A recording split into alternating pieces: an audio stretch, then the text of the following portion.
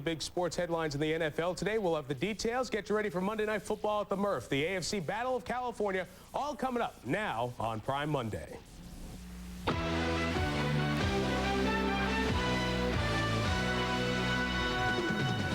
Haas is looking to right the Raiders ship.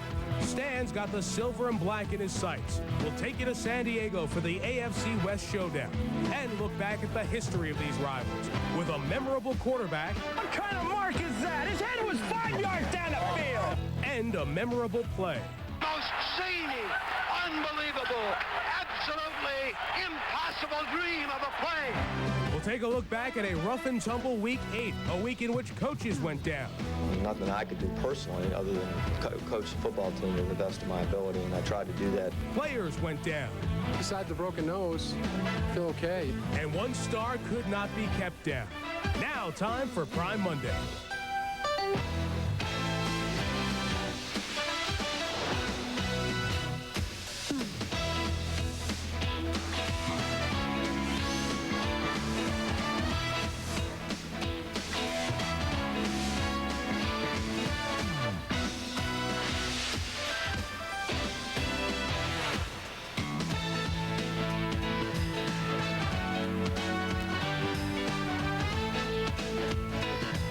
We say hello to our family and the real football fans who are watching tonight with Sterling Sharpe and Joe Theismann, Mike Tirico, Mort and Jaws. They're going to join us throughout the 90 minutes. Busy day. Let's get right to it. What has happened only 4 times this decade happened twice today as teams decided to make the rare mid-season NFL head coaching change. David Shula fired in Cincinnati, Jim Mora resigning in New Orleans. First, Mora, who until today had been with his team longer than any current NFL coach. Mora turned around a sorry Saints team, took it to the playoffs, and coached 7 straight non-losing seasons. But after back-to-back 7-9 seasons, the heat was on Jim Mora. His team started 2-6, the 6th loss, yesterday's 19-7 loss at Carolina.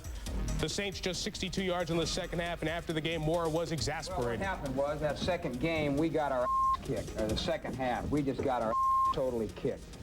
We couldn't do diddly poo offensively. We couldn't make a first down. We couldn't run the ball. We didn't try to run the ball. We couldn't complete a pass. The second half, we couldn't stop the run. Every time they got the ball, they went down and got points. We got our totally kicked in the second half. That's what it boiled down to. It was a horse performance in the second half. Horse. I'm totally embarrassed and totally ashamed. And today, the 61-year-old Mora surprised even his son, who is a Saints assistant coach. Mora walked in and announced he was walking out. After a great deal of thought, I have decided to resign today as head coach of the New Orleans Saints. I met with Tom Benson this morning, and he has accepted my resignation. I would like to say I have thoroughly enjoyed the 10.5 years I have spent with this organization. Tom Benson has been a tremendous owner to work for, and I've been very fortunate and very blessed to work with some outstanding people, coaches, and players. The downfall for the first and only coach to lead New Orleans to a winning season when his defense started to leave via free agency in part. After 3 playoff seasons and dominant defense to start the 90s, the Saints have seen the points per game that they give up go up by 8.5 over the last 3+ seasons. Who replaces Jim Mora? Good question. This so-called owner Tom Benson and GM Bill Kuharich by surprise. They don't have a replacement yet. They say it will come soon, and we'll talk about the short list in a minute. Now, one of the Saints' losses this year was to Cincinnati. It was the Bengals' only win of the season and the last for David Shula as their head coach. The Bengals fired David Shula today, one day after blowing a 21-point lead at San Francisco. The new head coach is offensive coordinator Bruce Coslett. He's worked hard. He's done everything that we've asked. As far as I'm concerned, he's done a good job.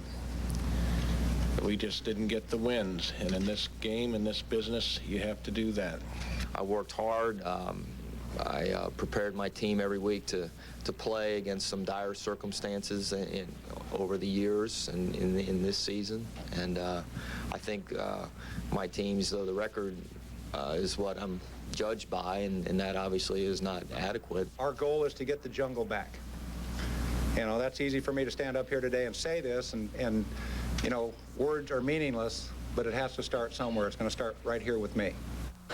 Coslet, of course, former Jets head coach. Plain and simple, the Bengals' defense has been a disaster. Over 300 yards per game allowed each year over the 5 years David Shula has been the head coach. Last year's team gave up the 4th highest yardage total in NFL history. We bring in Chris Mortensen now. Some off-the-field factors contribute to the Shula firing in Cincinnati, don't they, Chris? Well, we know it's a new era because back in March when the Cincinnati passed a tax referendum to build the Bengals a new stadium, Mike, part of the contingency to that was that Mike Brown, the general manager, had to sell about 40,000 premium seat licenses, only at about a $500 average, but nevertheless he had to do it, and 80 of 100 luxury box suites before they will begin to build that new stadium. So high expectations for the Bengals. I think Mike Brown felt they would have a good season. He'd be able to launch a pretty good ticket drive. That wasn't happening, and even to the extent where he could not assure Bruce Coslet that he would bring him back as head coach of this team unless it wins in the second half of the season. He even admitted internally, from what I understand, that he might have to go after a big name if the team does not turn this season around. Which would be different for a team that's been known for being frugal. We should point out Coslet pushed out as the Jets head coach because he wouldn't hire an offensive coordinator, brings on Ken Anderson, the former Bengals quarterback who was on the staff, to be his offensive coordinator. Back to Mora. Saints off this week. Do they even have a short list of guys they're going to look at? Well, Mike, as you mentioned, Tom Benson really was caught off guard by this. He was actually on his yacht headed for Florida because they have a bye week when he had to turn the boat around and go meet with Jim Mora late this morning. So they don't have a real strong staff of candidates. You know, there's speculation it'll be Carl Smith, the offensive coordinator, or Jim Haslett, the defensive coordinator. I would lean towards Haslett on this one because Carl Smith is not all that popular there in New Orleans as well. I think one of the moves that Tom Benson's going to make, Mike, for sure, is after this season, he's going to find himself a strong front office general manager. Do not be surprised if he calls Don Shula to see if he wants to be a president GM type to replace the Jim Finks, the late Jim Finks that he once had. And you're going to hear these names. I'm not reporting these names, but you're going to hear Mike Ditka's name and Sam Weich and Jerry Glanville. So, you know, this could be interesting as with the Saints as the season winds on. Good thing we don't have any coaches working for us, unless Joe or Sterling want to coach.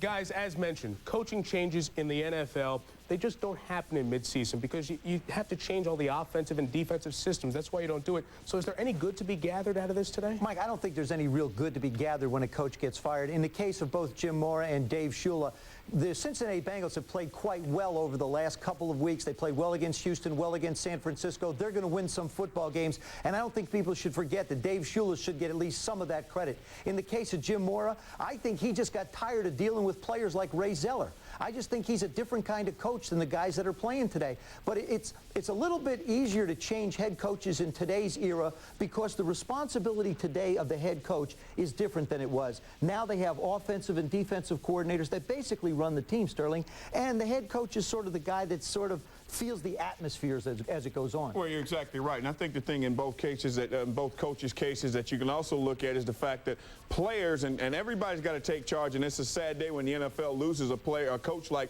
these two guys. Anybody loses their job, but everybody's got to take part in this because both coaches, both teams, both franchises lost good players, didn't replace them with good players, and the players that they brought in to get the job done didn't get it done. Of course, the coach's head were cut off today, but I think everybody has to look at this and take note of this because it's not a good thing. You're looking for big things when these replacements take over to coach out the rest of the season. Don't bet on it. Of all the coaches in the 90s who were fired, none of their replacements won more than one game in those seasons. So it's very tough to come in and put a Band-Aid on it. Now to tonight, week 8 of the NFL season ending in San Diego. A Raider win and they hit the 500 mark and they can harbor some realistic thoughts of making the playoffs. A Charger win and San Diego stays within a game of the AFC West lead held by Denver. Mark Schwartz joins us tonight from the Murph. Mark. You know, Mike, I should preface my remarks by saying that at 4-2, the Chargers have to be pretty happy about where they are. They're really not that bad a football team, but there are problems. After losing to Denver 2 weeks ago, Mike, Bobby Ross called it the worst performance in his 5 seasons in San Diego by both their running backs and by their offensive line. I mean, this is a team that has not scored a rushing touchdown in 16 quarters. They ran the ball only 4 times in the second half. against the Denver Broncos and blew a 17-point lead. They're not changing anything on the running back side. Leonard Russell remains the starter, but there is a major change in the offensive line. Courtney Hall, heart and soul of that offensive line, Pro Bowl alternate, out with a rotator cuff and knee injury, just was not effective. Bobby Ross talked with Hall, sat him down. In his stead will be Greg Engel, a third-year player who has taken a total of 13 snaps in the last 2 seasons. But the Chargers have other problems, and those are defensive problems. They rank dead last, number 30 on the defensive side of the football. And in fact, against the Raiders, gave up 553 yards in the first meeting between the two teams. That is the most ever by a San Diego team. I asked Coach Ross, is the 30th ranking an aberration, or is his team really playing that poorly? I think that's a misleading statistic, but nevertheless it's there, and we do have to start playing better too. I mean, we're a little bit disgusted with that statistic, to tell you the truth, and it does have to improve. I think one of the biggest problems we have has been giving up big plays. We've really started to play the run very well, and I like the way we're doing that now. We've got to stop the big play. Only 11 sacks this year, just 5 by your defensive linemen. Not enough, and certainly that's an area that has to improve, and that would certainly help our pass coverage also. One thing the Raiders have clearly been vulnerable to is the no-huddle offense. The Lions singed them with it last week. Baltimore basically beat them with no huddle. Is that something that you were looking at doing in this game? Well, you know, we're going to have to play our game. We can't play what Baltimore does or what Detroit does. We've got to do our game, and our week off and our attention to the things that we had to do were to get back to the things that we do well. And we have done that. Now let's hope it carries over in the game. Stand up. Ross faces a team that used to be money on Monday. You know, the Raiders' record on Monday night was once 18-1-1. It's now 31-13-1. They've lost 7 of their last 9. In fact, last year were on Monday night twice and didn't even score a touchdown. 7 losses in their last 9 tries. Unfamiliar numbers for a team which can still boast the best numbers in the business on Monday. Well, I think our Raider transition back to Oakland is finally complete this year, and we're reestablishing ourselves at home, and obviously we want to reestablish ourselves on Monday night because it's been a proud tradition here. We're fighting hard to get back to playing the kind of football we used to play on Monday night. When I first got here, we were almost unbeatable on Monday night. You know, the Raiders didn't stand pat with this, Mike. They changed their routine for the first time ever. Mike White called for a Sunday night workout. Also, their Wednesday workout was a little bit lighter than usual during their Monday night routine.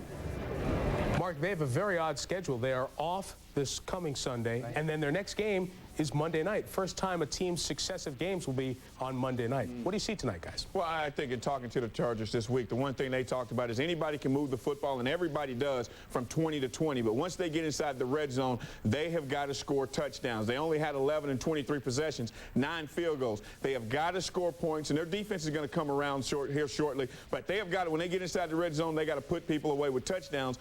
And another thing, they got to settle on one running back to get the job done. You bring up the running backs. I think you're right. Before you can get to the red zone, you have to be able to run the football. This is a big concern in my mind for the San Diego Chargers. On offense, they only hold the ball 28 minutes. I don't think they can afford to let the Raiders win time of possession. Also, Russell only averages 3.3 yards. Aaron Hayden only 3.9. That's not good enough for a football team that relies on the play-action pass for the big plays. And, Jaws, here's one other thing that I noticed Bobby Ross talking about. He said, numbers don't tell the whole story here. You know, when I look at a scale and it tells me that I'm 218 pounds, I know what it's saying, but I don't believe it.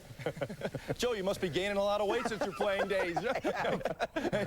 But I think, you know, for the Raiders to be successful, Hostetler has to play well. And you look at the last 2 games, they've had 823 yards in offense. Hostetler has thrown 7 touchdown passes. They've won both of those games. When he has not played well, like the Bear game earlier this year, where he had 4 interceptions, they lose. And I tell you, he's got a lot of weapons around him. Their rushing attack averages 139 yards per game. When you look at guys like James Jett, I'll get that out, and Tim Brown, outstanding wide receivers, and an outstanding receiving tight end in Ricky Dudley. Think back to what Shannon Sharpe did a couple weeks ago. Ricky Dudley has that same kind of ability, Mike. Raiders look like the team we thought they'd be in the preseason, and we'll break that down a little more for you as we move to kickoff. Tons ahead on Prime Monday, including Chris Berman, Dan Deerdorf, Leslie Visser backstage with Charger quarterback Stan Humphries, who's trying to make the Bayou the Western Pennsylvania of the South. So I used to work out during the summer with Joe Ferguson and Pat Tilley over on a local high school field, and I used to throw with them. I used to go to football camps when Burt Jones and those guys were around, a lot of the guys from Louisiana, where I'm from. Also ahead, will Marino go Sunday against the Cowboys? We'll have the update. And coming up next, Steve Young. His show of courage, tremendous for the Niners yesterday. Will it be an impact felt for the rest of the season? Chris Berman for Kills Primetime Primers. It's Al, ready to buy a second-string stain blocker when the paint manager catches the oversight and leads him back to Kills, the original Primetime Primer. Kills is the pro's choice for interior stain blocking, surface sealing, and priming. Kills seals new drywall, hides smoke and water damage, and blocks out stains that regular paint just can't cover. When it's time to prime, make no mistake. Reach for Kills Primetime Primers. And look for the handy aerosol spray. Eat football, sleep football, drink Coca-Cola. The Coca-Cola NFL Red Zone. You could win an official team jacket, 2 tickets to Super Bowl 31, or the grand prize, tickets and travel to the Super Bowl for life. Look under specially marked Coca-Cola Classic bottle caps or can tabs, and watch ABC's Monday Night Football for the official Coca-Cola NFL Red Zone number after each game. And if the numbers match, you could win. Eat football, sleep football, drink Coca-Cola. It's in all of us. The basic human instinct to protect oneself and one's future by holding on to life's certainties. For more than 130 years, Travelers Insurance has answered this basic need. With the comfort of our experience, the strength of our assets, the security of our products. What we all want is what Travelers Insurance provides. Something to hold on to. NFL Prime Monday is brought to you by Kills, America's #1 stain blocking primer. When it's time to prime, reach for Kills from Mastercam. And by Coca-Cola and the NFL Red Zone for the fans. Before Cincinnati and New Orleans did it today, the last team to make a midseason head coaching change was Houston. Jeff Fisher's run to the top has been slow, but for the first time this late in the season during his Oiler tenure, Houston is tied for the AFC Central lead. Sal Palantonio has more from Texas after yesterday's big win over Pittsburgh. Thanks, Mike. Last year, when Cleveland was victimized by franchise free agency, the Browns collapsed and they never recovered. Houston is working on its second straight lame duck season, but they've survived and flourished. The reason? The approach of head coach Jeff Fisher. He let us know, look, it's like a field of dream type thing. If we win, they will come, as far as the fans not coming to support us early part of the season. Coach Fisher is telling us beforehand what's going to happen, you know, about the move and everything else during training camp. So he didn't want a repeat of Cleveland to happen. Right, exactly. You know, no matter what, we're going to have to go out and play. You know, if it's in front of 20,000, 50,000, or only 10,000, we're going to have to go out and play and win, he said. So might as well win the games, and people will come. It's all based on what management, what the owner did, and as players, we're like caught in divorce. We're the kids from the divorce, and so therefore fans was like not really mad at us, just mad at the owner for moving the team. In training camp, Fisher warned his players not to criticize the fans as the Astros did for poor attendance in the Astrodome. In Sunday, it was Fisher who suggested his players come out for a curtain call. I thought it was a nice gesture, and it certainly excited the fans and the players. I mean, you saw the players. You saw how big a win it was for them, and it's nice to be able to share it with the people that supported us. Mike, some Houston players suggested it was the potential to see a few fistfights, which attracted more than 50,000 to the Astrodome for the Pittsburgh game. The Oilers hope they'll get a bigger crowd Sunday for a good old-fashioned football game against the 49ers. And Sal, we'll talk about that game in a second. Ron, what's impressing you about Houston? Well, their defense, and particularly their run defense. You know, they came into that game looking at Jerome Bettis, who had rushed for 100 yards in 5 straight games. In this game, as you see right here, they stopped him cold. He had 18 attempts for only 65 yards. The front four of Cook, Walker, Young, and Ford are playing very, very well. And when you stop that Pittsburgh offense, which maybe has the best blocking offensive line in football, you're doing something good, Mike. Something teams haven't been able to do for the last 5 weeks. We mentioned the 49ers are next. Here's the health update on the San Francisco Francisco quarterbacks. Elvis Gerbach's left shoulder MRI was negative. It's just a deep bruise and strain. Steve Young's groin injury, it's just sore. If Young feels the same way he did yesterday, he'll start again on Sunday. Right now, I'm really, up in the air as far as that part of it's concerned, as seems to be customary around here as the last few weeks. But I think I have to see how Elvis comes along and see how Steve is. If Steve can, like I said, if Steve can function as he did in the second half of that game, then I would believe that he would be the starting quarterback. If either one can't go, Jeff Brom is the number 3 quarterback. The Niner offense struggled early. No, Joe, you will not play.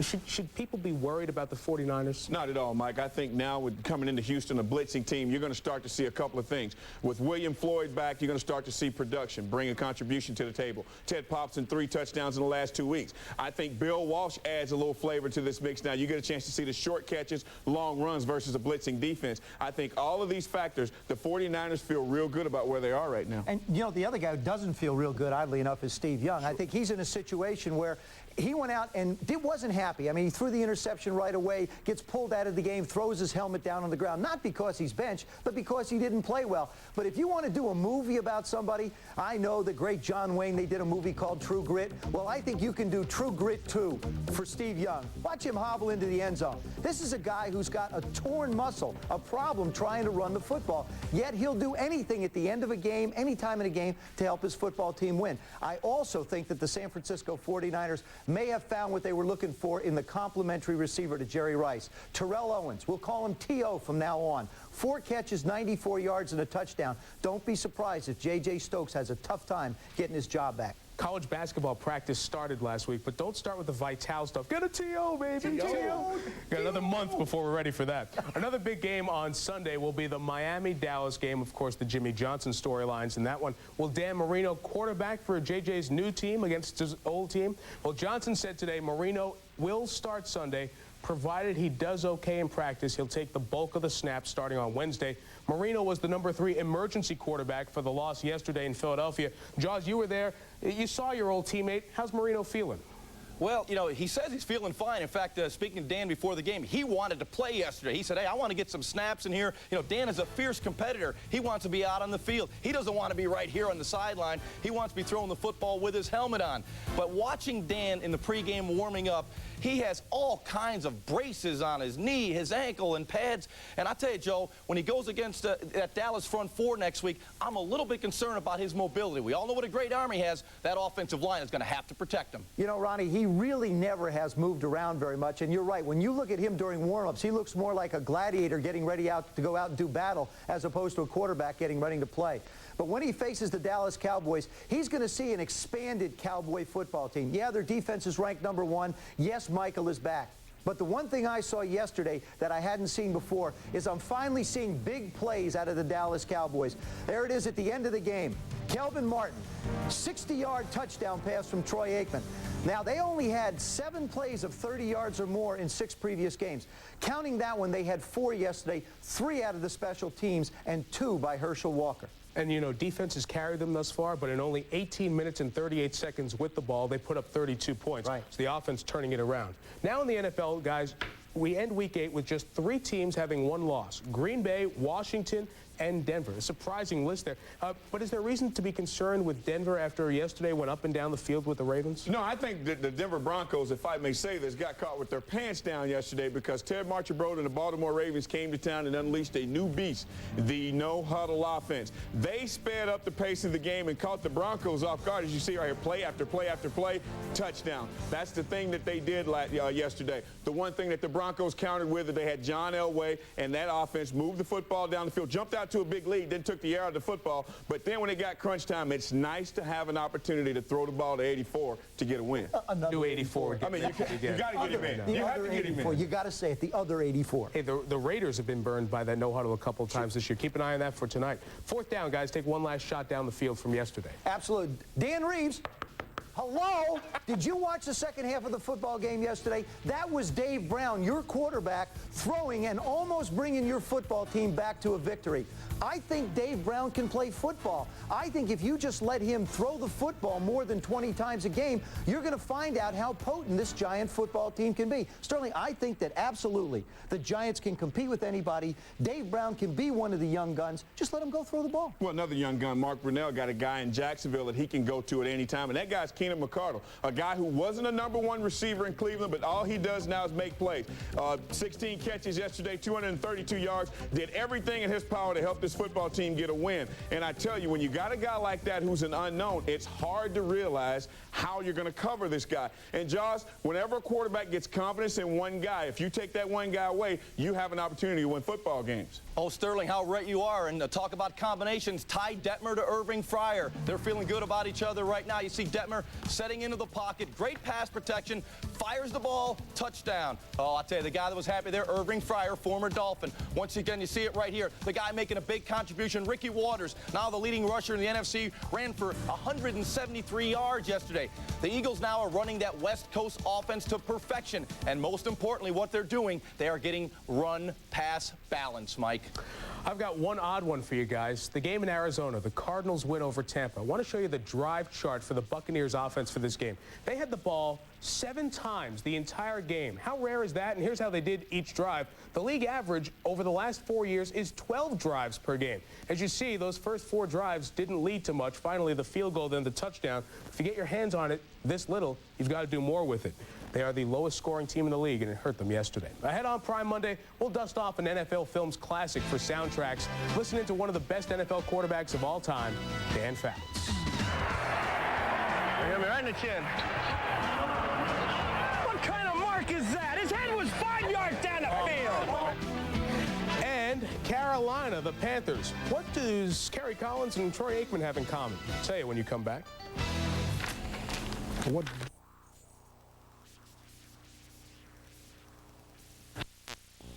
When I need tires, I come to STS because they have the tire specialist. Hello, Mr. Clark. How can we help you today? Professor, can I replace the tires on my car with lower speed-rated tires? We don't recommend it. Your car will not handle as well and not stop as quickly. Thanks for the advice, Professor. STS Tire and Auto Centers offer an unmatched level of service. You won't wait on us. We'll wait on you. STS, yes. The Bioplex lotion is so easy to apply. You can do it yourself in the privacy of your own home. And it's affordable. Believe me, if I hadn't discovered Bioplex, I probably would have thrown away my comb long ago. Don't wait any longer. The faster you start, the faster Bioplex can help. Take charge of your hair loss. Call the toll-free number now. Our trained consultants are standing by to answer your questions. Sports news 24 hours a day?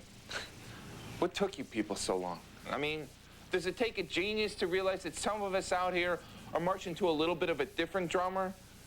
I mean, it's not like you can say, you know, be here for sports news at 6 or be here at 11. Hey, man, you know, I'm here when I'm here, you know. My mother, she's like, dinner's at 5. I show up at 7, you know. I'm thinking of moving out, you know. Any of you guys need a roommate or anything? The legendary chalice of Malta has never come cheap. In 1238, it was captured by 10,000 Celts. In 1512, it took an entire armada. And in 1703, it took an arranged marriage to the daughter of Charles V, the older one. But luckily, if you want the golden chalice of Malta, all you need is the golden card of Visa, with extraordinary purchase power for extraordinary things. It's even mightier than the sword. Visa Gold, it's everywhere you want to be. We welcome you back to NFL Prime Monday. Opportunity now to go inside the numbers, as we do every Monday night at about this time. Well, they always talk about taking care of business within your own division. The Carolina Panthers and Kevin Green have done just that, whether it was Atlanta or the Week 3 23-7 win over the San Francisco 49ers, Wesley Walls hurting his old team, or yesterday in what turned to be the final game for Jim Mora as the head coach of the New Orleans Saints, Mark Carrier catching a Kerry Collins aerial Tannehill for a touchdown as Ericsson Stadium has become a great home field for the Carolina Panthers. The Panthers now join the Dallas Cowboys, the only teams to have perfect division records. Houston, Kansas City, and San Fran have just one division loss in this stat that's very important for tiebreaker purposes. The last team to go perfect in their division for the whole year, the Chiefs last year, and you know what happened to them. They lost their playoff opener to Indy. Inside the Numbers is brought to you by Visa, the preferred card of the NFL. It's everywhere you want to be. Farther. Let me see if I can get an end over end here and bounce up. Coming up, the playbook. The Chargers' running game is stalled, and Jaws will explain its importance. And backstage, Leslie Visser with Charger quarterback Stan Humphries in San Diego because of his old Redskin boss. Bobby saw me in college. Matter of fact, I think he was looking at a defensive player on film in college and saw me throwing the football. The choice between a sedan and a wagon used to be quite simple. You'd choose the sedan if you wanted style, the wagon if you wanted more room. That is until Mercury came up with the stylish Sable wagon and the roomy Sable sedan. So to make the choice a little easier for you, we gave them both the same affordable price. Problem solved.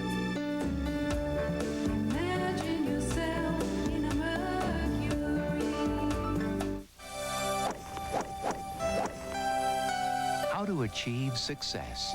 For me, it's the details. In golf, that means taking it one stroke at a time. And at Jiffy Lube, we do it one car at a time. And we offer the quality of Pennzoil. So even though we've serviced almost 100 million cars, the one that matters most is the one we're working on now. Jiffy Lube, America's favorite oil change.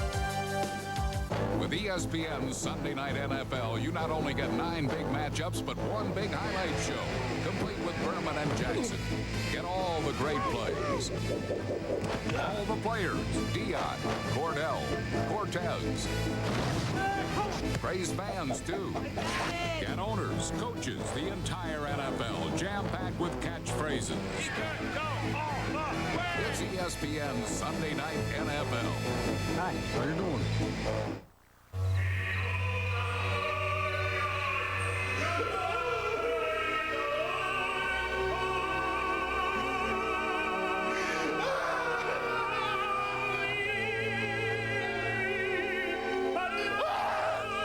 Sad, isn't it? Finding out you paid too much for your stereo. Circuit City, you can't find a lower price. We guarantee it. Soundtracks is brought to you by Circuit City. Hurry into Circuit City today. You can't get a better price. We guarantee it. Great-looking night there at the Murph. For Soundtracks, we're going to dust off a classic. His play personified the Chargers of the late 70s and 80s. Dan Fouts now 5th on the all-time passing yardage list. He had great targets to throw to: John Jefferson, Charlie Joyner, Wes Chandler, and Kellen Winslow. As we hear in tonight's Soundtracks from 10 years ago, the Hall of Famer was like many great quarterbacks, a dictator with a one-track mind. I got 10 plays in this, huh? Yeah. Okay. What's up, baby? At 85 yards and 10 plays, huh? Once we start scoring, no telling when we'll stop, huh? All right, here we go. Split right open. Split right open. Bronco right. 844 Ricky on white. Ready? Green 50! Green 50! Hot one, hot one!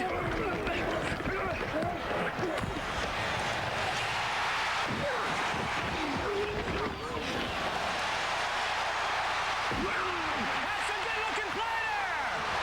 All right, we got this 088 now, Gary. If you get pressed, run me a 7, okay? Got good depth on your 8, though.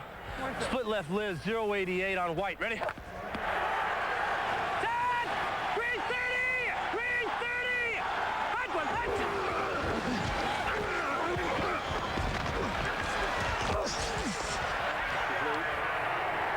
You got me right in the chin. What kind of mark is that? His head was 5 yards down the field. Oh, that's bullshit. What about on this side? Bring it in. Bring it in. It's a horse mark. Well, that's 2 bad marks in a row. I can't believe it. Come on, run out of the brakes now. Lead it on. Run out of the brake. You run out of the brake. I'm running out the brake. Tippy toeing like a. I will. And you're out of here. You're out of here. Red ball! Red ball! Red ball! 11! That's okay. 11! 11!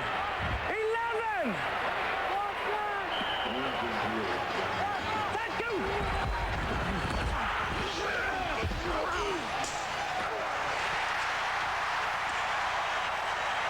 There you go, Keller. Good job, Keller. Way to fight in there for me, babe. Way to go, Jimmy. No, skin, yeah. I really didn't make myself clear. Well, I think I understood you. Is that what you wanted, a touchdown?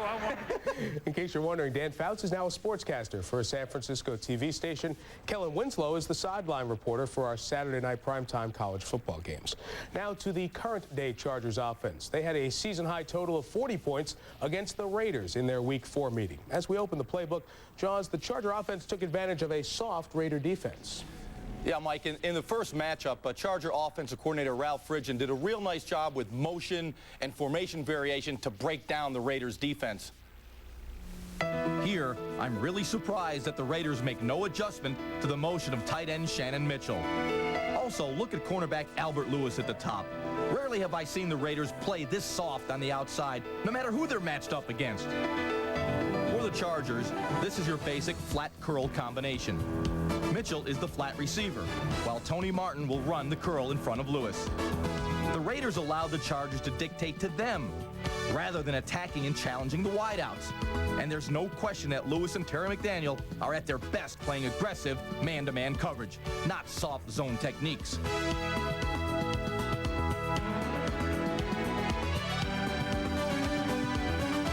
Again, you see motion. This time it's wide receiver Andre Coleman. And again, I'm struck by how soft the coverage look is. That's Larry Brown at the top of the screen, matched against Martin. The Chargers are in what is called the weak eye, with Mitchell in the fullback position on the opposite side of the tight end, Alfred Papuno. This is the predominant run formation for the Chargers. Here, they will go play action. Watch free safety Darren Carrington on the far right. He will level off as he looks into the backfield at the running action. What you get is Martin working against Brown without deep help from Carrington. No question Brown gets beat here, but his positioning and reaction tells you he was clearly playing off the deep inside help he expected. In the first matchup, the Chargers did an outstanding job of game planning and attacking a Raider defense that I believe played way too soft. In studying the Raiders, one thing jumps out at me, the play of their right corner. Albert Lewis, James Trapp, and Larry Brown have not played well. And Larry Brown was the MVP in Super Bowl 30. He's an outstanding zone player, but he's had a tough time in that Raider man-to-man scheme. I think Stan Humphries will attack, Joe, that right side of the Raiders defense. Hey, Ronnie, I agree with you. I think they'll continue to do, as Bobby Ross mentioned earlier, they will continue to do what they've done. They will attack down the field. And if the Raiders want to slow that up at all, they're going to have to get great play out of Russell Maryland and Chester McLaughlin, their two tackles. That's the way I think you can disrupt Stan Humphries' passing attack. He likes the play action, but Sterling, if they push that pocket back in Stan's lap, he may not have time to go down the field. They won't go down the field. I think they got a silky smooth point guard named Tony Martin who gets it done. I mean, he does it all. And I mean, the guy wasn't a true receiver coming into the league from the Jets to Miami, but the transformation has been beautiful. This guy gets open. He catches the football in his hands. He makes plays. I mean, he's right now leading the AFC or close to leading the AFC in receptions. Get him the football, Mike. They got an excellent chance of still winning this football game. Tied for the NFL lead in touchdown receptions with 7. That's already a career best. We're not even halfway through the season. Speaking of touchdown receptions, ABC's Lynn Swan joins us from the Murph, that is. Swanee, we have some talented names on this Raider defense. We mentioned some. Are these guys playing better than they were earlier in the season? I'm not sure. I think at this moment they're kind of questioning how they're playing. They've got some people who've been hurt for them and not doing a good job, and I think they can play much better. The big test is going to come in trying to cover that Tony Martin. He's on the roll. He's confident with 7 touchdown catches. So they're going to be up against it a little bit tonight. Ever since the great Steeler Raider days that you were such a part of, it's been the vertical offense, the vertical offense. Is it important that the Raiders are establishing a far better running game than they've had over the last few years? Well, you want to be able to take advantage of what's working well on your offense by doing something else. By that I mean, if your offensive passing game is working, you still want to have a good running game to take advantage of it, because you don't want to wear the horses out on one end of the offensive unit. Now, the receivers are doing a great job. Napoleon Kaufman is supposed to be starting for the Raiders tonight. They're going to try and work him into that ball game and take advantage of the fact that Jet's playing well, that Timmy Brown's playing well, that Dudley's playing well, and maybe get him to the outside, run the ball a little bit, take some pressure off that receiving game. Swanee, they sound riled up, so be careful tonight. We'll see you at the top of the hour on ABC. I'm staying away from the wall here at the Murph. Good idea. Lynn, thanks. Prime Monday will continue in a little bit. Here's former San Diego Charger quarterback Jack Kemp. We mentioned Al Gore, just to give equal time. We'll be back after this. In the game of politics, choosing a candidate can be a difficult move. That's because candidates make lots of promises. Promises, promises, promises. So, who will you choose? Her. Good choice, because she has an ice-cold Miller Lite, which makes only one promise: great taste. Join the party. Choose Miller Lite. Life is good, and when you vote, life is really good. When I started racing, I couldn't be choosy about a sponsor. Now, 25 years later, I only work with the people I believe in, like Auto Value Parts stores. Want your engine to run cleaner and last longer? Visit your Auto Value Parts store for quality Wix oil and air filters. Wix oil filters beat the leading competitors by 20% in holding engine-damaging dirt. Wix filters, a change for the better. Auto Value Parts stores, the parts you want, the value you expect. They may be undefeated, but senior rifleman Chad Johnston and the Nears know they'll be in for a fight Saturday night in Morgantown when Butch Davis and the Canes come calling. Miami, West Virginia, Saturday primetime at 7, only on ESPN. It's the same thing. Welcome back to Prime Monday with our Knights of the Round Table. Mike Wilbon from the Washington Post, Mitch Albom from the Detroit Free Press, and Skip Bayless from the Insider in Dallas. Guys, for the first time in 34 seasons and 490 NFL Sundays, there won't be a Shula as a head coach in the NFL. Of course, David Shula let go by the Bengals today.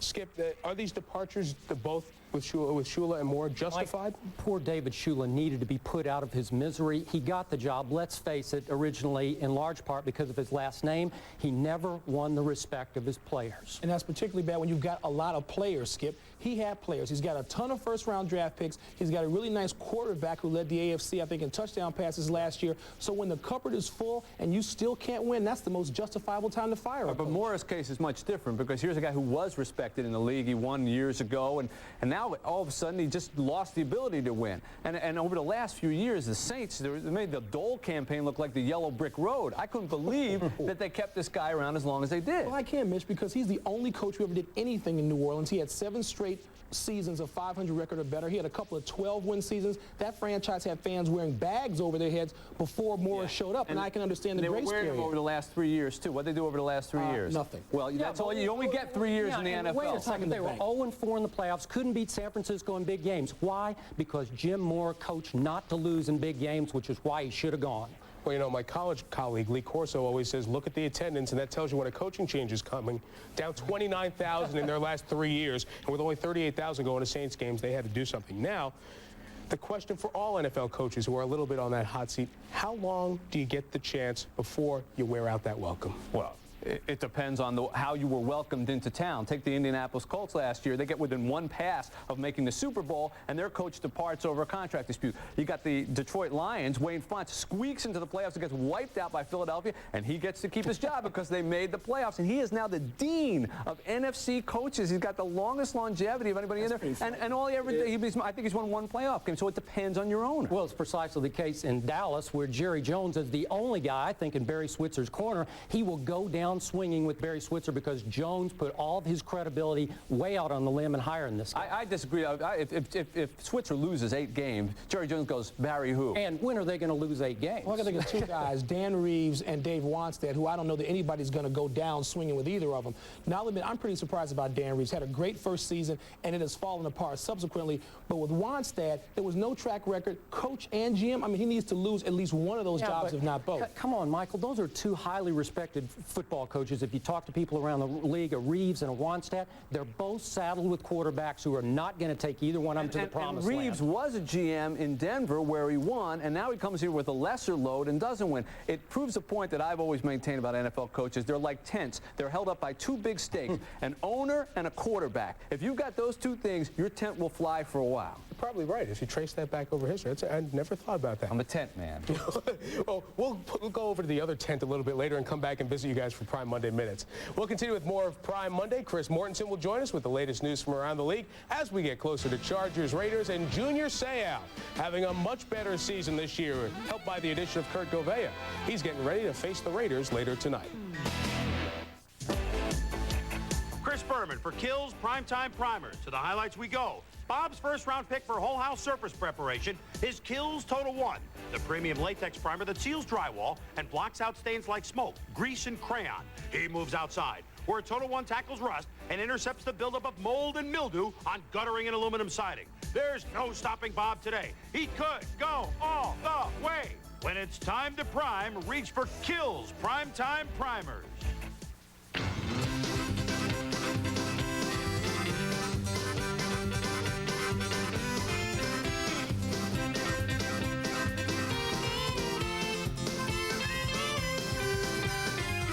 Find out how Best Buy's appliance area has taken on a whole new flavor. And this week, make no payments and pay no interest for 1 full year on all major appliances.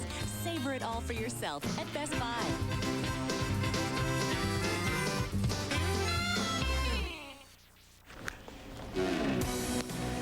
We welcome you back to NFL Prime Monday. He spent last Monday in the hospital last Sunday night after bangs and bruises. Jim Harbaugh wasn't in the hospital this week, but is mending a broken nose. Still the hopes that he will play in the game at Washington. But the Patriots came away impressed. That guy, he's such a competitor and a good player. He just was getting banged up out there. You know, sometimes I feel like I didn't want to hit him, but I knew if I did, I'd be on the side. So we just, you know, he stuck in there as long as he could. I guess he just couldn't take it anymore. Harbaugh and the banged-up Colts, maybe the injuries are finally catching up to them. Let's check some other news around the National Football League. We bring in our colleague Chris Mortensen once again from Atlanta. Mort, what's going on with Jeff George? I've asked you for 4 weeks. What's this Monday's update? Well, Mike, Jeff George is going to be waived tomorrow. And when he is waived, he can be claimed on waivers, but there aren't too many teams that will be able to afford to pick up his $1.925 salary that's left on his contract. The Philadelphia Eagles actually have that amount left remaining under the cap. They might have had an interest a week or two ago, but Ty Detmer has played so well. So I think Jeff George clears waivers, and then look at the AFC West. We got AFC West teams playing tonight. Seattle wants to sign him. Oakland and Kansas City, I think, have an interest, but for next year, not right now. And then I think St. Louis will step up, and I know Lee Steinberg, Jeff's agent, thinks there are going to be some surprise teams that step up. It's just a question now whether Jeff takes a deal right now or waits till the end of the season when he's an unrestricted free agent. The quarterback situation is still unsettled in Tampa. On the wide receiving end, Alvin Harper didn't play in the game at Arizona yesterday. Where was he, Chris? Strange story, Mike. On Friday, you know, Alvin Harper's been nursing a hand injury that he had the week before, and his assistant trainer, JoJo Patron, was taking the wrap off his hand, and Alvin was holding it with his left hand, the wrap. The assistant trainer's scissors slipped, and he almost sliced off the tip of Alvin's finger. Alvin had to go to the hospital, spent a lot of time there. He's going to be able to play this week, they think, but this was a scary accident for Alvin Harper. It's a tough season when you're getting hurt and you're in the training room. More Dolphins-Cowboys, that's the big game. The big build-up has started. I heard Nate Newton say, am I worried about playing Jimmy? Do I miss him? No, he's not my wife. I don't miss him that much. What are some of the early Monday thoughts on the big game this Sunday? Well, I think Jimmy Johnson, first of all, I think if the Dolphins had won in Philadelphia yesterday, Jimmy Johnson probably would have had a lot more fun this week with the hype in this game. But I've talked to Jimmy about this. He knows that this game is probably only an emotional game for him because the Dolphin players have no ties to the Cowboys, or it's more emotional for some of those ex-Cowboy players going after Jimmy. And for Jimmy, he's going to be busy this week because he knows the Cowboys better than any coach on his staff. So he's going to be more involved in game planning this week than he normally would when the Dolphins prepare for a game. And I think on the Cowboys side of it, I think Charles Haley wants a piece of Jimmy this week. I think Charles Haley gives it his best shot to return to the lineup, Mike. Forget the sideshow and all the side stories. This is an important game for both teams in their divisions in terms of the records as well as they're looking up at first place. Mort, thank you. As Prime Monday continues, more from the Murph. Tim Brown, the weapon on the Raiders offense, will show you where the Chargers have to keep 81 from going tonight. Why did it take Ty Detmer so long to become a player in the league? We'll come back.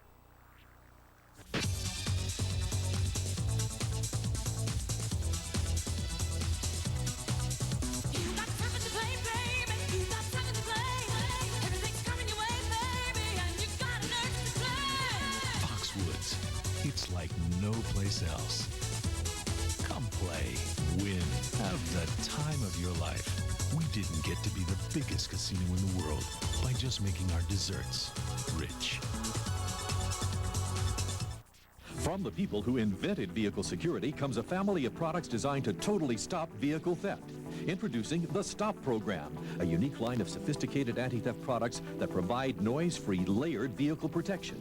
These mechanical and passively activated anti-theft layers keep your car safe from thieves. To find out more, call 1-800-CLUB-321 and we'll rush you our free layered protection video. If you're worried about auto theft, don't get alarmed, get immobilized. Now available at these fine stores.